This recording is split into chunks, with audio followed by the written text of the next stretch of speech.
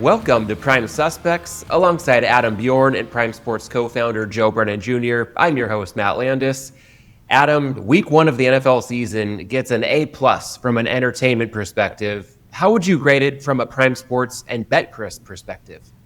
Oh yeah, baby. All green. All 4 states. All green. Oh my God. You're not you're killing the business. Like never admit to anything more than a small house win, even when the small house win was a house the size of the fucking Taj Mahal. I'm not saying they were big greens. I'm just saying green across the board. So, I mean, listen, we got lucky last night. The bridge jumper jumped. So the Bills got us over the line in Ohio. Otherwise, that was not going to be green for the week. We were definitely in the hole there. It was a horrible weekend of results.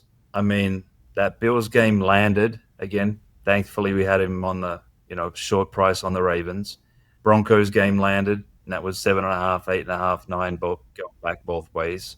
All in all, it was a horrible weekend of results for us, but it landed, and we scraped out and had some kind of result in each of the places. Again, NFL, college was decent.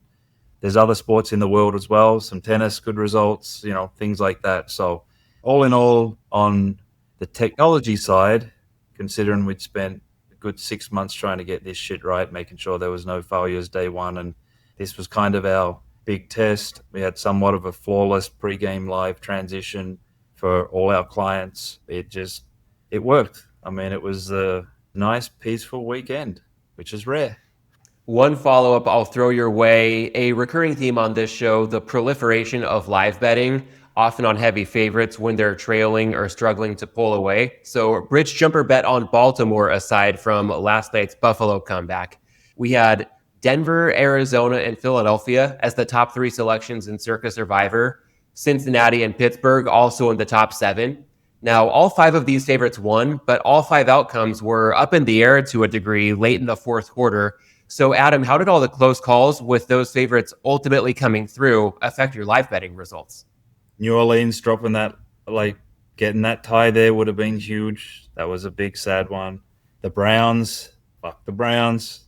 Listen, Jets, Jesus, Jets. I mean, that one, getting up and then it turned around. Philly would have loved the Cowboys to have won that one. That would have just been outstanding. I mean, fucking DC, what the hell? It was literally, you could name 1, maybe 2 plays in every single game that just would have turned the whole weekend around the other way. So, as I said, horrible results, but things ended up being all right. But, yeah, there was moments there where that Circa Survivor all weekend could have been just carnage. And unfortunately, probably – apart from the 24 no picks, which, again, I'm sure blows everyone's mind as that starts the season, probably 99% of the people survived. I think I still have 10 entries. That's how bad the weekend was. So, hey, wait a second. On that note, how did we, America's best free handicapping show do this past weekend? What was your record on that one? The fucking Browns, 2-1 plus. I mean, it was just there. It was there for takings, and they blew it.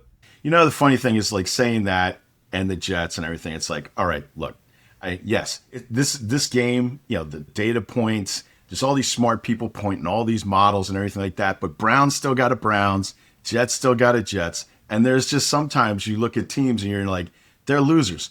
They're like the mushes of the NFL. And thank you, Cleveland, and thank you, Jets, Jets, for coming through and being consistent to your core values.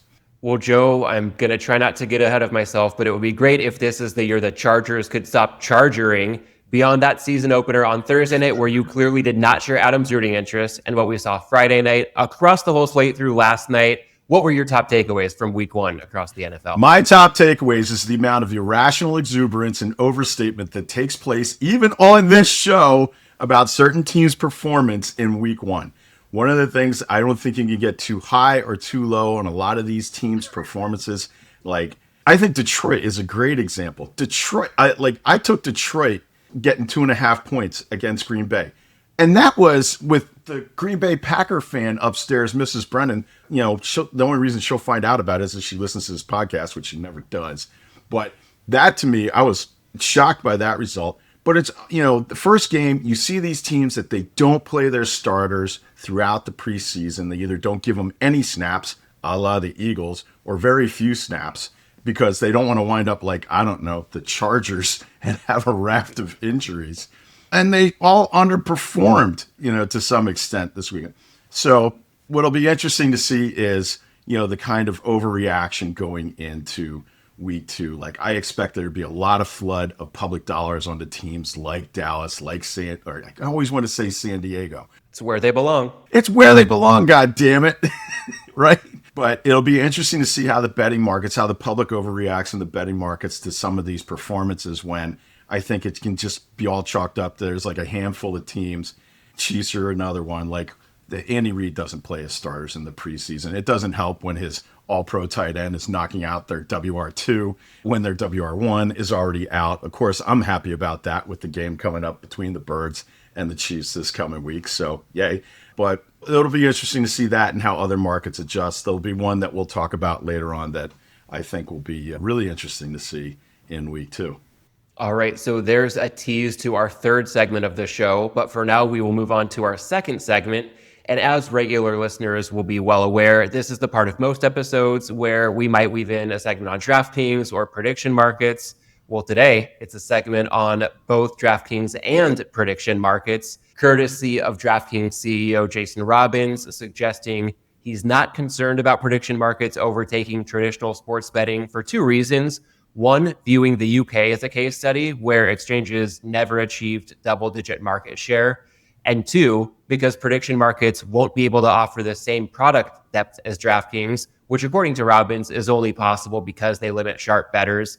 And Adam, sticking with that last point, what do you make of Robins' assertion that DraftKings couldn't offer the depth of its current menu if it didn't limit winners? And how do you view the trade-offs between maintaining an all-welcoming environment and expanded menu options? Well, I believe that BetChris Latin America has just as expansive menu as DraftKings, and they let sharp bettors play. So, I mean, if that's your excuse or that's your reason for the argument, then you lost me in the first sentence. Yes, prediction markets won't be able to offer the breadth of product and whatnot. They don't need to. Yes, they won't get the market share of what a traditional sportsbook gets. No, they don't need to. It's just another vertical in this whole thing that we've been speaking about for months and months and months and however long it's been. Yes, there is advantages to being a sportsbook, but in the US economy, state regulated economy right now, there is no advantage. The overheads, the cost of doing business, the licensing, the regulations, all those kind of things is giving a clear winning advantage to the prediction markets. So, yes, if you're DraftKings and you're as big as they are, again, adding a prediction vertical or anything like that, just picking out some pennies on the footpath, more than likely. But again, the UK is not America. Americans are not the Brits and the rest of the world. There's different tastes here. Americans are more built as traders on the prediction markets and things like that. That's not British, Australian, Asia, whatnot, where we grew up, 100 years of bookmaking. That's just the way it was done. That didn't exist in the US. It's only been around fully expanded for, 7 years now? And the way that the traditional Americans are traders, that, trying to think of the Robinhoods, all these kind of things. Again, it's a different market. It's not necessarily competition on product to product. Where I think the competition is, or where the sports books and us are getting our ass kicked, is in the regulatory aspect and the freedom the prediction markets have and things like that. The ability to be in every state without, too many headaches and too many overheads and all those kind of things. But, the argument that the market makers and all these kind of things are the ones because they can't limit people, they don't see who's coming in on the other side, utter bullshit, because the market makers are seeing data. They are seeing who's taking the other side. This isn't a, blockchain anonymous sort of existence. You get the data. There is KYC, there is profiling, there is all these kind of things.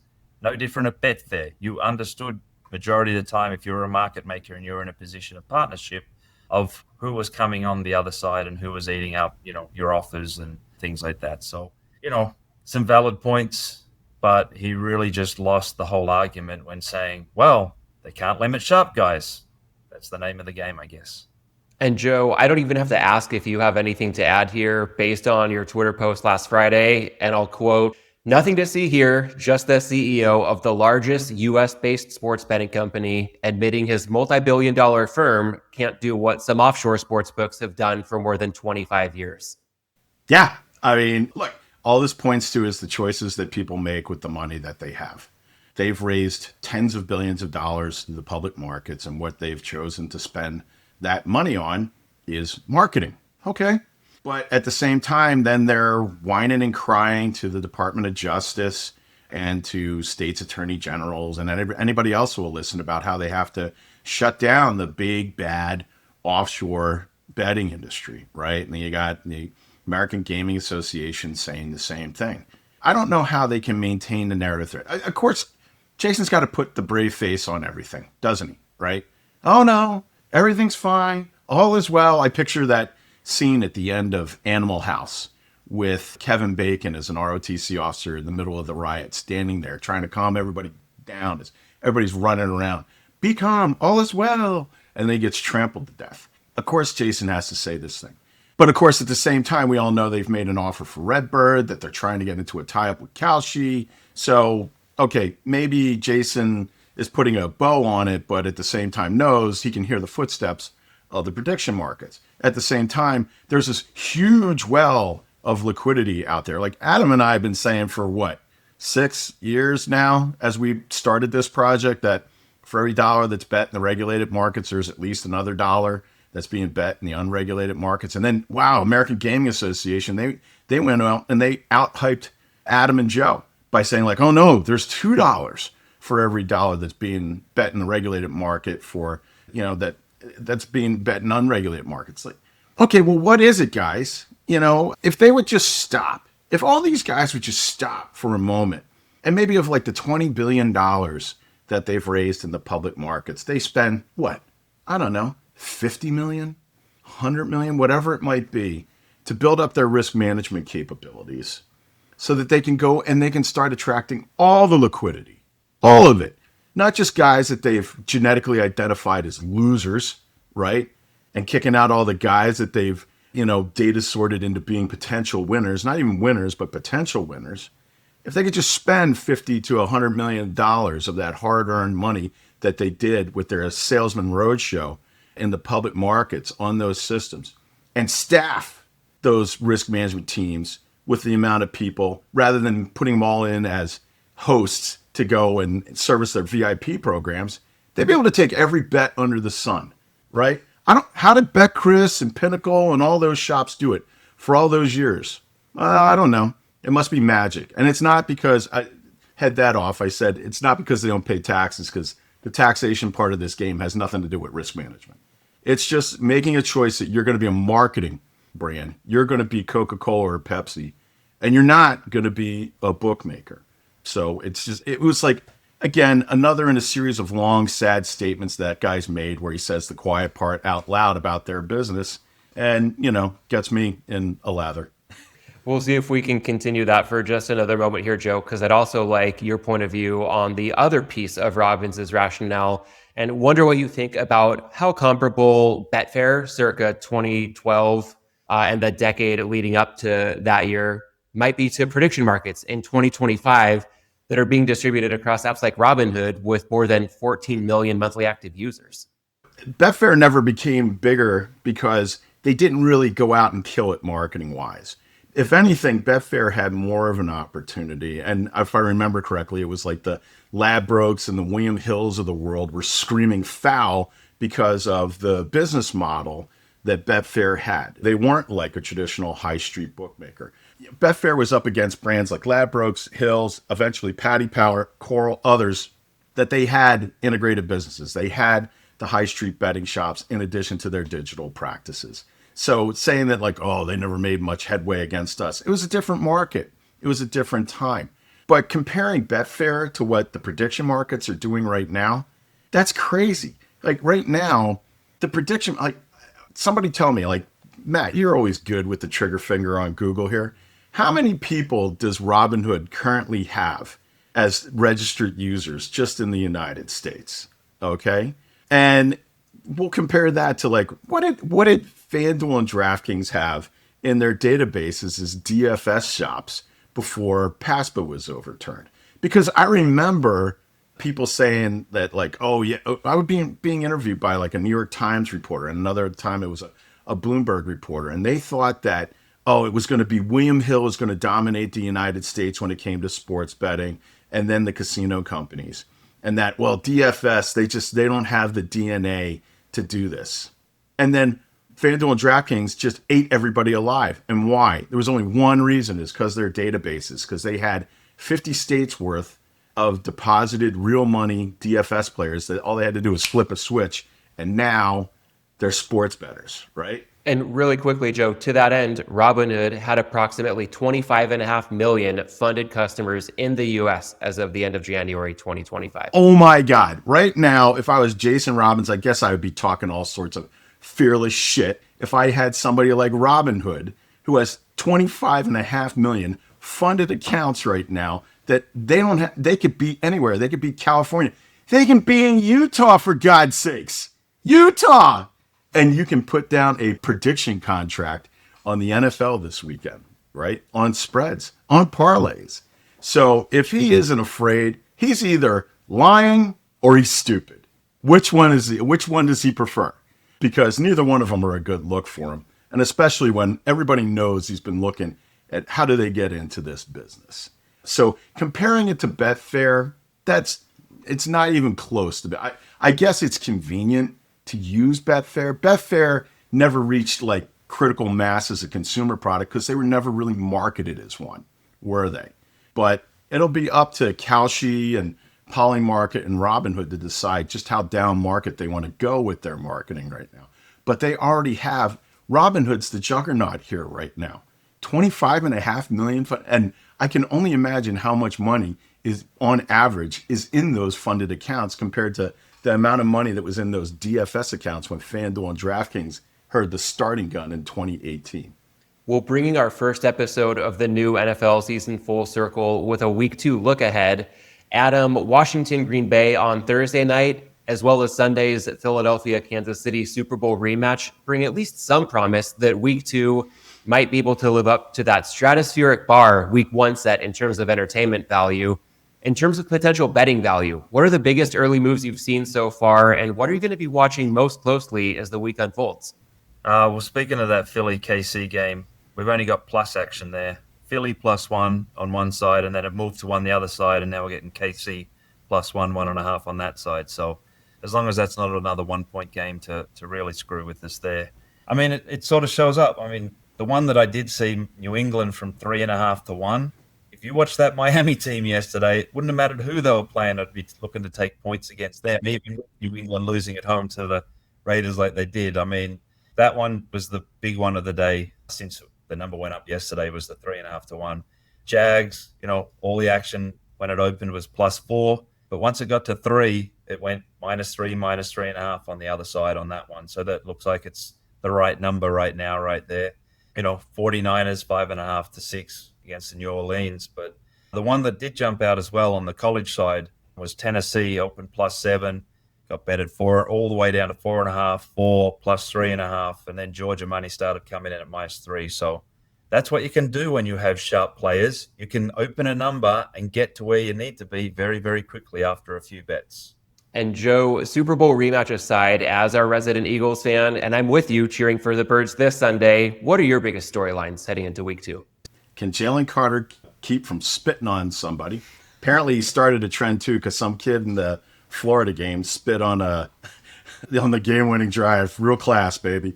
No, our good friend of the pod, Dave Purdom of ESPN, reported that yesterday, unders went 11-1 or 11-1 in yesterday's games. And so I'm really eager to see, okay, well, does the market seize on that news?